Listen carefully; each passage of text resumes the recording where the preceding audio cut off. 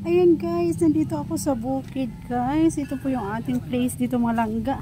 Ito yung aking mansyon na hindi pa natatapos guys. Ayan. Ayan po.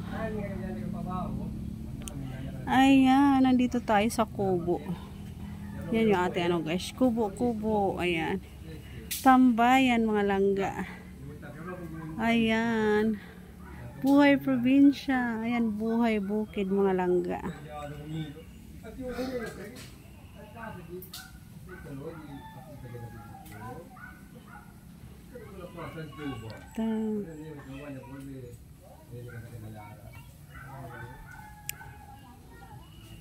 Ayan po yung aming tambayan guys, yung ating bahay kubo, Malangga.